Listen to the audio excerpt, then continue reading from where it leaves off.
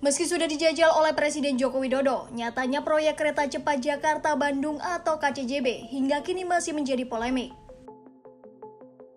Polemik dalam proyek ini kembali muncul usai pemerintah resmi memutuskan untuk membuka opsi bisa menjamin utang yang timbul dari pembengkakan biaya. Keputusan pemerintah untuk bisa menjamin pembayaran utang dalam proyek ini disahkan melalui Peraturan Menteri Keuangan yang diteken Sri Mulyani.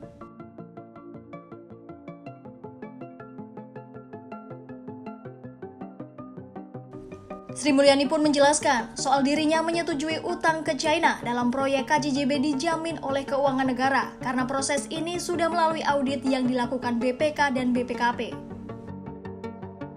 Dalam audit dua lembaga pemeriksa keuangan negara tersebut, salah satu rekomendasinya adalah pemerintah perlu membantu penyelesaian masalah pembengkakan biaya ini. Yang mana akibat pembengkakan biaya ini, KCIC harus mengajukan utang baru ke China. Gak cuma satu alasan ya.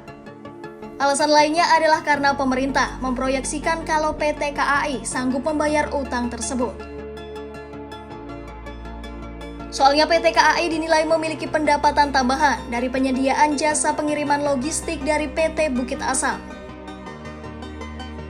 Nah, langkah ini pun dinilai mengingkari janji Presiden Joko Widodo sebelumnya. Sebab Jokowi sebelumnya bilang, proyek ini dikerjakan dengan skema bisnis to bisnis antara BUMN Indonesia dan China. Artinya, negara tak akan menggunakan APBN atau memberikan jaminan dalam bentuk apapun jika proyek ini mengalami permasalahan.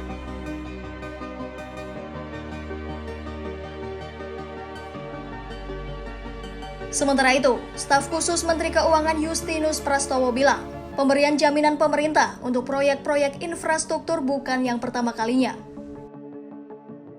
Ia bilang, beberapa proyek selain KCJB juga mendapatkan keistimewaan yang sama, mulai dari proyek PLN hingga proyek LRT Jabodebek.